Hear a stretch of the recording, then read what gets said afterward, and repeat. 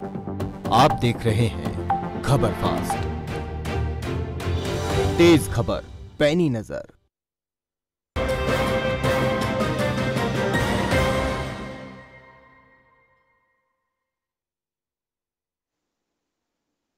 नमस्कार, मैं हूं संजय। आप देख रहे हैं खबर फास्ट। वक्त है उत्तर प्रदेश के सबसे popular show the debate show का। आज रामनवमी है और करोड़ों करोड़ों भगवान राम के भक्तों के लिए अयोध्या से अच्छी खबर है। अब 2023 से पहले भगवान राम के भव्य और दिव्य मंदिर का निर्माण तो होगा ही, लेकिन राम लला के गर्भगृह के दर्शन भी राम भक्त 2023 में लोकसभा चुनावों से पहले कर सकेंगे। इस पर बात करेंगे कि उत्तर प्रदेश में जब राम मंदिर बन जाएगा तो धार्मिक पर्यटन की दृष्टि से और उत्तर प्रदेश के विकास के लिहाज से राम मंदिर निर्माण कितना महत्वपूर्ण होगा।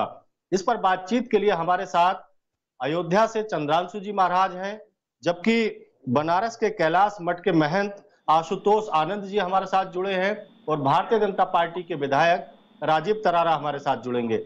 सबसे पहला सवाल चित्रांशु जी महाराज, आपका बहुत बहुत स्वागत है अयोध्या की नगरी से। चित्रांशु जी से, चित्रांशु जी, भगवान राम के मंदिर बनने के बाद उत्तर प्रदेश धार्मिक दृष्टि से तो पर्यटन का हब बनेगा ही, लेकिन उन करोड़ों राम भक्तों के लिए अच्छी खबर होगी जो लगातार 500 वर्ष से इस बात का इंतजार कर रहे थे कि भगवान राम का मंदिर कब बनेगा। चंद्रांशु जी।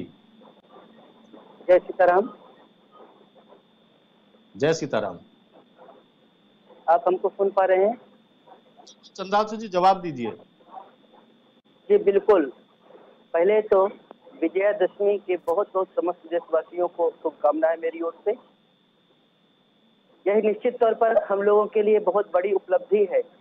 लगभग 500 वर्ष का संघर्ष रहा और राम भक्तों ने अपने आराध्य भगवान राम के मंदिर को देखने के लिए अपने खूनों की होली तक उन्होंने खेला है।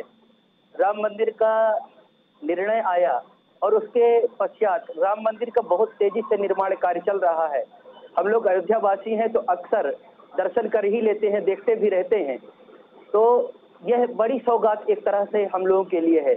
आज यह पावन पर्व भी इसी का प्रतीक है कि भगवान राम छोटे से दशरथ जी के आंगन में खेले और राजा राम बनने के लिए उनको वन की यात्रा जानी पड़ी थी। उनका संघर्ष तो केवल 14 वर्ष का रहा। राम मंदिर का संघर्ष बहुत लंबे काल तक चला।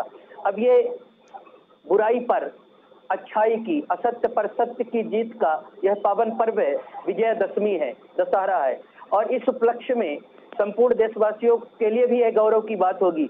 अयोध्या वासी नहीं, संपूर्ण विश्व में जहां पर राम भक्त रहते हैं, हिंदू समाज रहता है या कि राम को मानने वाले लोग जो हैं, उनके लिए इससे बड़ी बात कोई हो ही नहीं सकती। यह परम सौभाग्य है। बिल्कुल चित्रांशु जी, आपके पास हमारे साथ आशुतोष आनंद जी है बनारस से। आशुतोष महाराज जी, अब रामलला टेंट से निकलकर भव्य और दिव्य मंदिर में पहुंचेंगे तो कितनी खुशी है साधु संत समाज की बात करें तो। वाकई पहले तो मैं सभी को, आपको भी और पूरी टीम को, पूरे देशवासियों को दशहरा की बहुत बहुत बधाई देना चाहूँगा। और सबसे बड़ी प्रसन्नता का विषय है कि हमारे बीजेपी सरकार में ये संभव हो पाया, जो श्री राम लला जो है टेंट से निकलकर राजधानी में प्रवेश करेंगे और राज सिंहासन पर विराजेंगे। आपको क्या बताएं, मैं श्री राम कथा करता हूँ, लेकिन राम कथा के अंतिम दिन जो है राज्याभिषेक की बात होती है। हम लोग कर्म के मारे राज्याभिषेक नहीं कर पाते।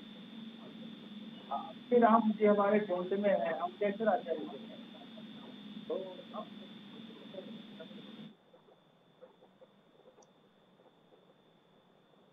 आशुतोष महाराज जी, आपकी आवाज हम तक नहीं पहुंच पा रही है। चित्रांशु जी, चित्रांशु जी, आप ये बताइए कि लगातार कांग्रेस ने जिस तरीके की रुकावटें डाली, जब सुप्रीम कोर्ट में मामला चल रहा था तो सुनवाई को आगे बढ़ाने के लिए एक अपील कांग्रेस की ओर से दी गई, लेकिन जिस तरीके से सुप्रीम कोर्ट का निर्णय आया और राम मंदिर का निर्माण शुरू हुआ, शुरू होने से पहले और अब जब राम मंदिर का निर्माण हो रहा है, अयोध्या में कितना बदलाव आया है, अयोध्या वासियों में कितना बदलाव आया है चित्रांशु जी। अयोध्या का विकास उत्तरोत्तर बढ़ता जा रहा है। बहुत बहुत विकास हो रहा है।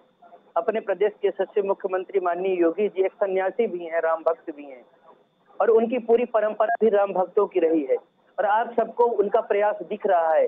एक मुख्यमंत्री अपने 5 साल के कार्यकाल में कम से कम 30 से 40 बार उनका आना जाना बराबर बना रहा है। तो निश्चित तौर पर कह रहे हैं और जितनी योजनाएं उन्होंने पूरे उत्तर प्रदेश सरकार का जिस तरह खजाना खोल करके रखा हुआ है, तो यह हम सब के लिए सौभाग्य की बात है कि ऐसा यशस्वी मुख्यमंत्री एक योगी मिला है। कभी वो आपने सुनी होगी वो बात, जिस देश का राजा फकीर होता है वहां की प्रजा अमीर हो जाती है।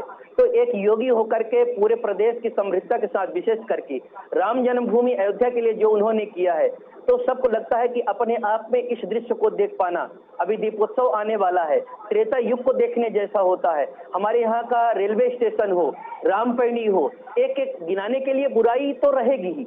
ये वो लोग हैं जिनकी कांग्रेस वालों की जो आप बात कर रहे हैं, आज ये लोग जनेऊ पहनते हैं, मंदिरों में जाकर के ये लोग प्रणाम करते हैं, ये सिर्फ दिखावे की राजनीति है। वास्तव में इनका चेहरा यही है कि जो राम सेतु पर प्रश्न चिन्ह खड़ा करते हैं, राम सेतु को काल्पनिक बताते हैं। और इतना ही नहीं, समय आने पर ये वही लोग हैं जो राम भक्तों पर गोली चलाते हैं, जो सरकार की ये किसी के नहीं है, जो बार बार जनता को गुमराह करते केवल कुर्सी के हैं। ऐसे लोगों को जानने पहचानने की जरूरत है। जब तक राम मंदिर का फैसला नहीं आया था, इनकी सरकार थी, तब तक एक बार प्रणाम करने का इनके पास राम जन्मभूमि को टाइम नहीं था। और आज कुर्सी के गलियारे पर कुर्सी तक पहुंचने के लिए तमाम तरह के आडंबर लेकर के आ रहे हैं। तो निश्चित तौर पर ये इनको पहचानना चाहिए। हम आशुतोष आनंद जी के पास चलेंगे। महंत जी, अब जो हिंदू संस्कृति है, हिंदू सभ्यता है, कहीं ना कहीं राम मंदिर का निर्माण होने के बाद उसको मजबूती मिलेगी। पूरी दुनिया जानेगी कि अब हिंदुस्तान की जो सभ्यता है, संस्कृति है, वो अपना विकास कर रही है। आशुतोष आनंद जी महाराज जी। होता है और यही कारण है हिंदुओं का यदि गौरव कोई है तो श्री राम है। राम जी को यदि हटा दें तो हमारा कुछ अस्तित्व नहीं रह जाता है। कोई जब भगवान कृष्ण का जन्म हुआ तब भी उनसे लोग कहते थे कन्हैया राम राम, ताऊ भैया राम राम। तो राम राम हमारी रोम रोम में है, प्रकृति में है। राम के बिना जीवन संभव नहीं था। तो आज अब जब ये मंदिर बनेगा तो पूरे विश्व का ध्यान यहाँ केंद्रित होगा। दुनिया भर के लोग यहाँ आएंगे देखने के लिए कि हिंदुओं का जो आस्था का केंद्र है वो राम जी का मंदिर है और श्री राम जी का यहाँ निवास हो रहा है। बड़ी प्रसन्नता होगी हम लोगों को और वहां जाने में बड़ी प्रसन्नता होगी कि राम जी राजा बनेंगे।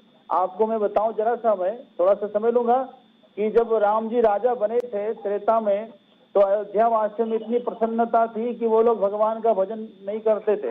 वो कहते थे क्या भगवान का भजन किस लिए करते, भगवान के दर्शन के लिए। हमारे भगवान तो यहाँ विराज रहे हैं, हम उनके दर्शन कर लेते हैं, उनकी कृपा से हम लोग सारी सुख सुविधा प्राप्त कर रहे हैं।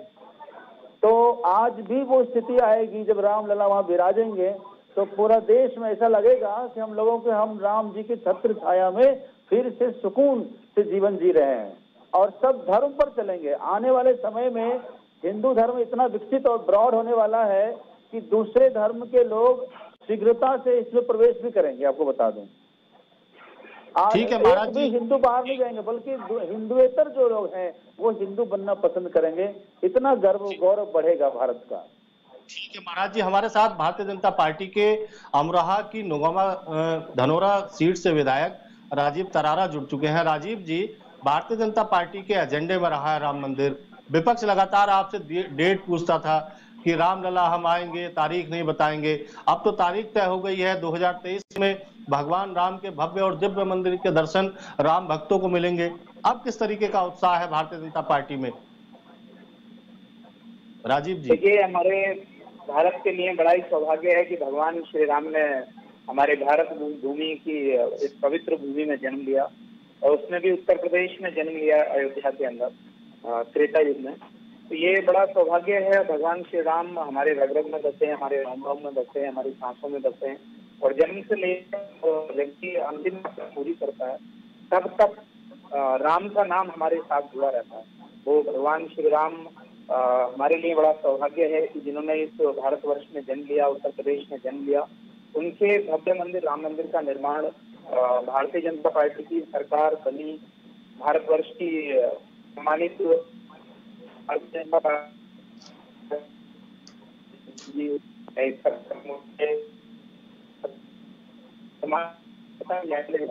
देशवासियों की प्रति सम्मान करते हुए फैसला पक्ष में दिया, क्योंकि जन्म के स्थान को परिवर्तित नहीं किया जा सकता।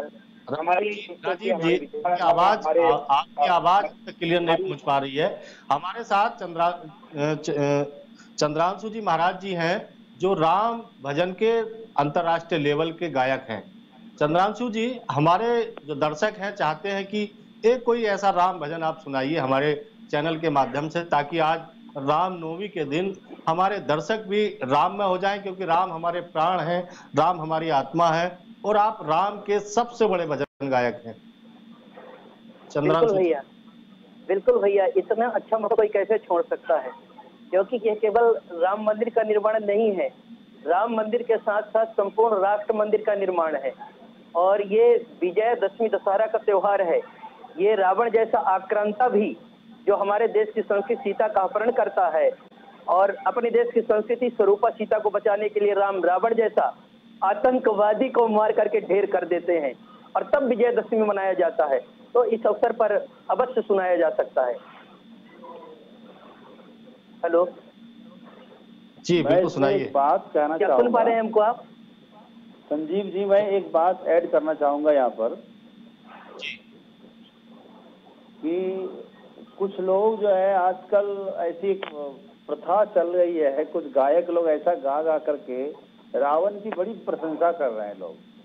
मैं सुन रहा हूँ कुछ दिनों से कि जो है रावण जो है गुणवान थे, रावण विद्वान थे, रावण पूज्य थे, रावण को नहीं जलाना चाहिए। एक चलने लगा है, ट्रेंड सा चल गया है, आप देखेंगे सोशल मीडिया पर आजकल छाया रहता है।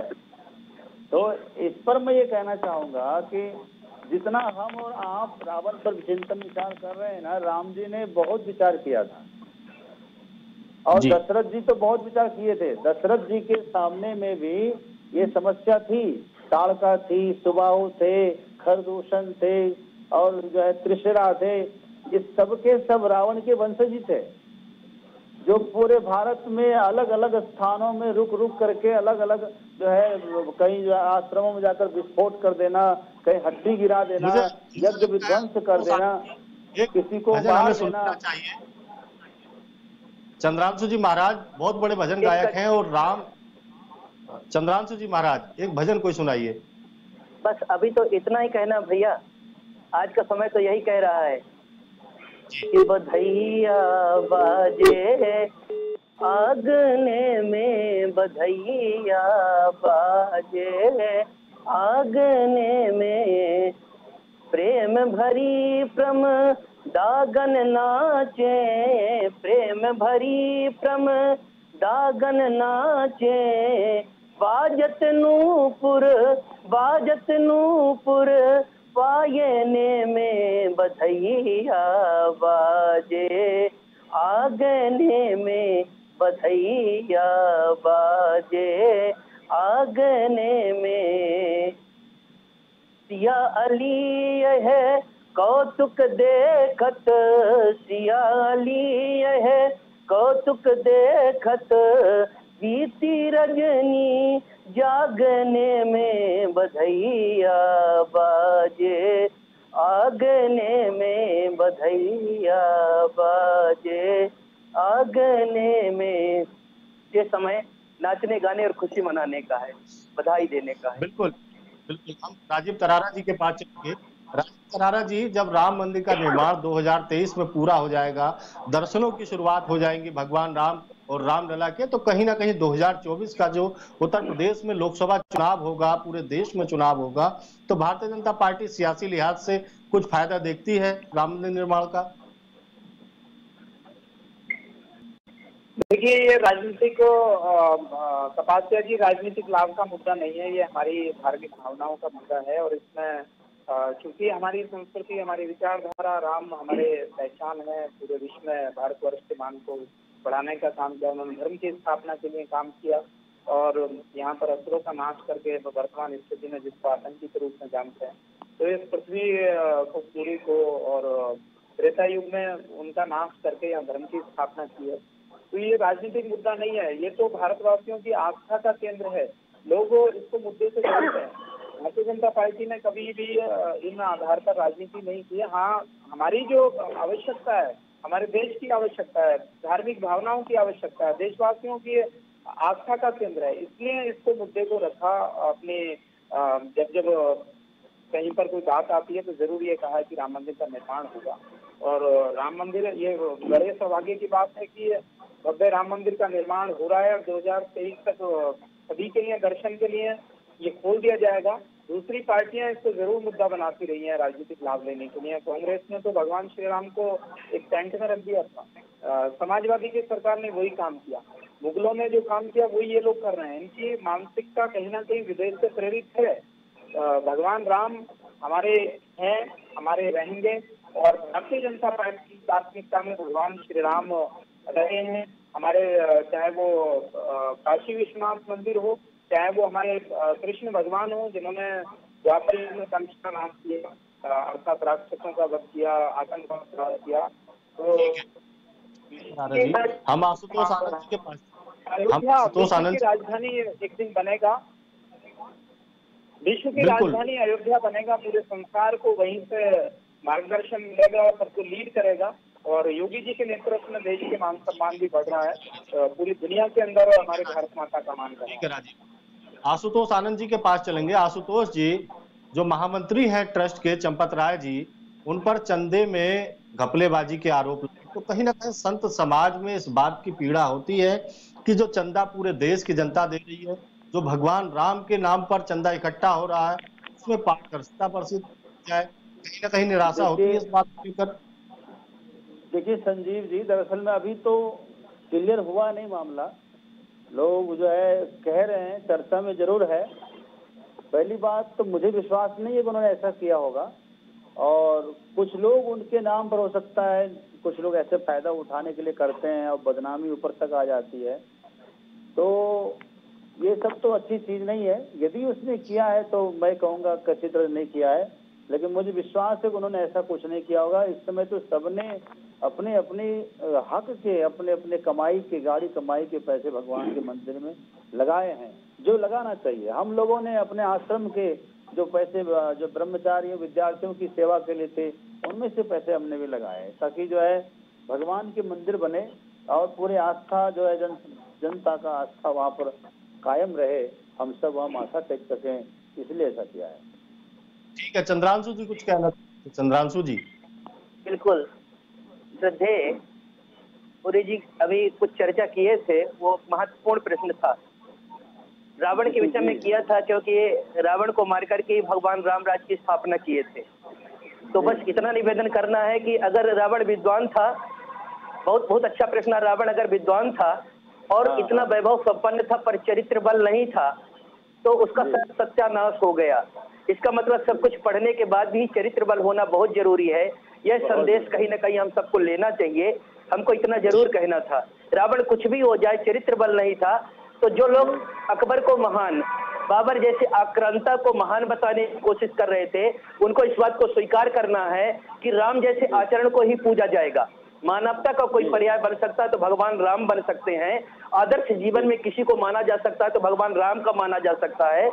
सर्व पूजनीय अगर कोई हो सकता, ब्राह्मण होकर के रावण अगर चरित्र बल से गिर गया तो वह उसका सत्यानाश हो गया, कुछ नहीं बचा। और राम क्षत्रिय शरीर में आकर के जन्म लेकर के भी, और उन्होंने आदर्श चरित्र किया तो जन जन के राम बन गए, लोकनायक राम बन गए। और इतना ही नहीं, जीते जी तो राम राम बोलते हैं, मरने के बाद में भी अगर सत्य कुछ बोला जाता है तो राम नाम सत्य बोला जाता है। यह भगवान का आदर्श चरित्र है जो अपने चरित्र बल से दिखाया है। आज जो है महाराज जी, आपका बहुत धन्यवाद। राजीव तरारा जी, आपका बहुत बहुत धन्यवाद कि आप इस राम चर्चा का हिस्सा बने। लेकिन एक बात साफ है, करोड़ों करोड़ों जो राम भक्त हैं पूरी दुनिया में से, जो राम भक्त हिंदुस्तान आते हैं, राम मंदिर निर्माण के बाद अयोध्या नहीं, उत्तर प्रदेश पर्यटन की दृष्टि से हब बन जाएगा। और उत्तर प्रदेश सरकार, देश की सरकार और ट्रस्ट राम मंदिर के निर्माण में जो तेजी दिखाई है, वो कहीं ना कहीं राम भक्तों के लिए अच्छी खबर है। फिर मिलेंगे किसी बड़े मुद्दे के साथ, तब तक के लिए नमस्कार।